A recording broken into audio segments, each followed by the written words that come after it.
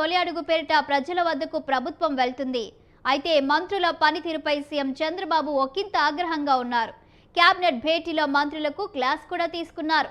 ఇలా అయితే కొత్తగా మంత్రులు రావచ్చు అంటూ ఒకంత ఘాటుగానే చంద్రబాబు హెచ్చరించారు. ఈ నేపథ్యంలో ఏ మంత్రులపై వేటు పడనుంది? కేబినెట్ విస్తరించి కొత్త వారిని తీసుకుంటారా? మంత్రివర్గ విస్తరణ ఎప్పుడు ఉండనుంది? Have a look.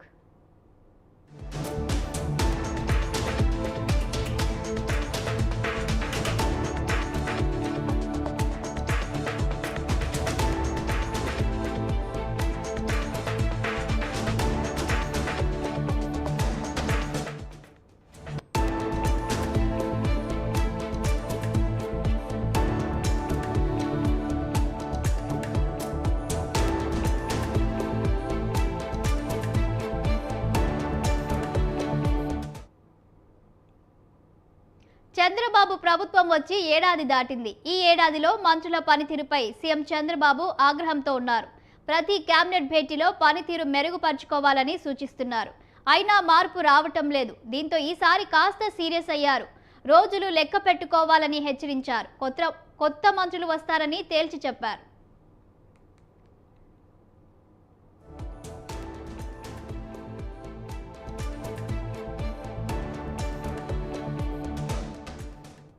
AP cabinet భేటీలో చంద్రబాబు తన సహజ శైలికి భిన్నంగా మంత్రులకు క్లాస్ పీకారు. పనితీరు మార్చుకోవాలని, లేదంటే వేటు తప్పదని హెచ్చరించారు. మంత్రులెవ్వరూ సంతృప్తికరంగా పనిచేయటం లేదని అసంతృప్తి వ్యక్తం చేశారు. మహిళా ఎమ్మెల్యేను వైసీపీ నేతలు కించపరిస్తే వెంటనే ఎందుకు స్పందించలేదు? జరుగుతున్న పరిణామాలపై ప్రతి మంత్రి అప్రమత్తంగా ఉండాలి. నిత్యావసర ధరలు తగ్గించి ప్రజలకు లబ్ధి చేకూర్చడంలో మంత్రివర్గ ఉపసంఘం బాగా కృషి చేసింది. చేసిన మంచిని ప్రజల్లోకి తీసుకెళ్లడంలో విఫలమయ్యాం. ఏపీలో ఏ నిత్యావసర వస్తువు ధర ఎంత మేర తగ్గిందో మీరు కూడా తెలుసుకోండి అని చంద్రబాబు మంత్రులపై ఆగ్రహం వ్యక్తం చేశారు.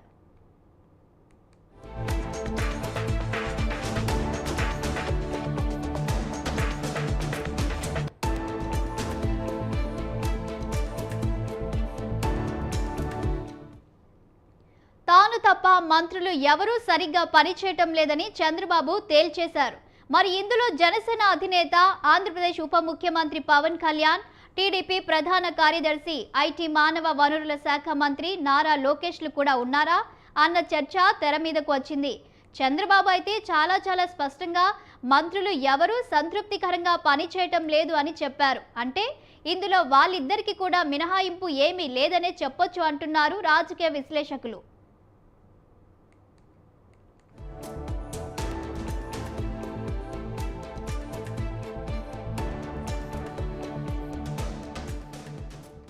మంత్రుల పనితీరు చంద్రబాబు అంచనాలను అందుకోవడం లేదు.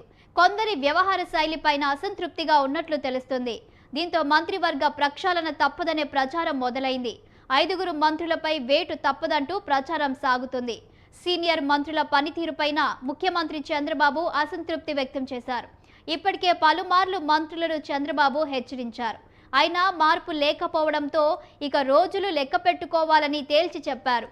ఒక్క మంత్రి పనితీరు కూడా ఆశించిన మేరకు లేదని ఆయన అన్నట్లు సమాచారం. సరైన విధంగా మంత్రులు స్పందించడం లేదని, కొందరు మంత్రులైతే తమ శాఖలకు సంబంధించిన అంశాలపై కూడా మాట్లాడటం లేదని ఆయన అన్నారు.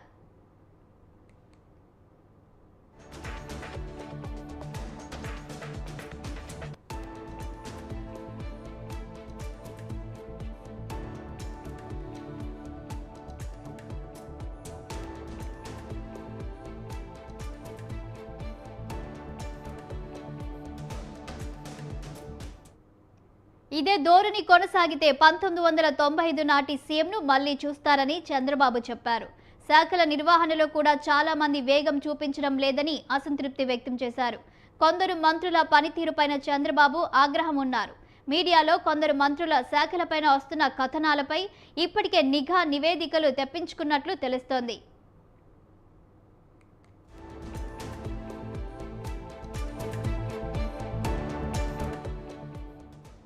చంద్రబాబు వ్యాఖ్యలతో కొందరు క్యాబినెట్లో ఇన్ అయితే మరికొందరు అవుట్ అవ్వడం ఖాయమని అంటున్నారు.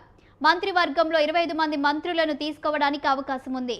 135 స్థానాలున్న టీడీపీకి సీఎం సహా 21 మంత్రి పదవులు, 21 మంది ఎమ్మెల్యేలున్న జనసేనకు డిప్యూటీ సీఎం సహా 3 మంత్రి పదవులు, 8 మంది ఎమ్మెల్యేలున్న బీజేపీకి 1 మంత్రి పదవి దక్కాయి.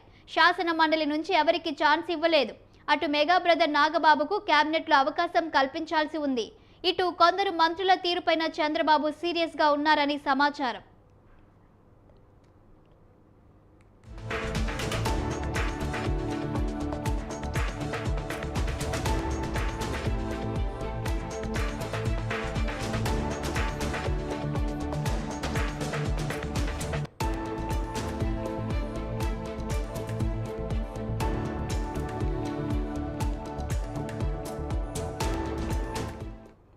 ప్రస్తుతం మంత్రివర్గంలో ఒక స్థానం ఖాళీ ఉంది. దాన్ని నాగబాబుతో భర్తీ చేస్తారని మొదట భావించారు. అయితే ఇప్పుడు విస్తరణకు మాత్రమే పరిమితం కాకుండా కొందరిని తప్పించి మరికొందరికి అవకాశం కల్పించే దిశగా పునర్వ్యవస్థీకరించేందుకు చంద్రబాబు సిద్ధమవుతున్నట్లు తెలుస్తుంది. నాగబాబుతో పాటుగా మరో బీజేపీ మంత్రికి అవకాశం కల్పిస్తారని చెబుతున్నారు. ఇక ఉత్తరాంధ్రకు చెందిన ఒక మంత్రికి ఉద్వాసన తప్పదనే ప్రచారం సాగుతోంది. రాయలసీమకు చెందిన మరో మంత్రి పైన ఇప్పటికే నివేదికలు తెప్పించుకున్నట్లుగా ప్రచారం సాగుతుంది. వైసీపీ నేతలతోనూ ఆ మంత్రి సన్నిహితంగా ఉన్నట్లు చెబుతున్నారు.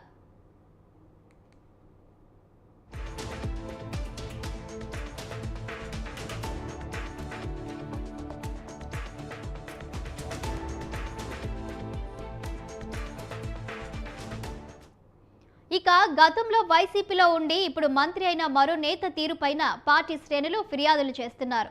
తమకు సరైన గుర్తింపు ఇవ్వటం లేదని ఆ మంత్రిపైన పార్టీ నేతలే ఆగ్రహంతో ఉన్నారు. ఈ మేరకు చంద్రబాబుకు నిఘా రిపోర్ట్స్ అందినట్లు సమాచారం.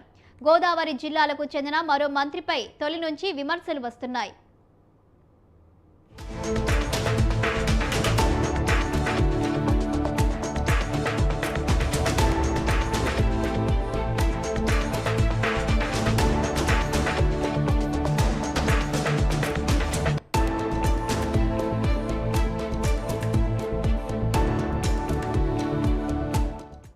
విశాఖ నగరానికి మంత్రివర్గంలో ప్రాధాన్యత లేకుండా ఉంది. దాంతో ఈసారి ఖచ్చితంగా ఛాన్స్ ఇస్తారని చెబుతున్నారు.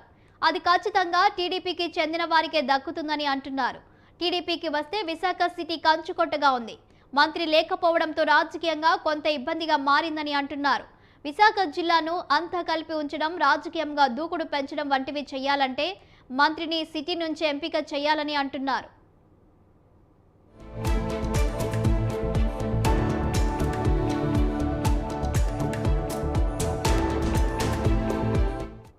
కాగా సరిగ్గా పనిచేయని మంత్రులను తప్పిస్తే క్యాబినెట్లో సామాజిక సమీకరణాలకు అనుగుణంగా కొత్త వారికి అవకాశం ఇవ్వాల్సి ఉంటుంది. దీంతో వీరిపైన చంద్రబాబు మరికొంతకాలం వేచి చూసే ధోరణితో వ్యవహరిస్తారా? ప్రచారం సాగుతున్నట్లుగా మంత్రివర్గ ప్రక్షాళన ఉంటుందా అనేది ఏపీ పాలిటిక్స్లో ఉత్కంఠ పెంచుతోంది.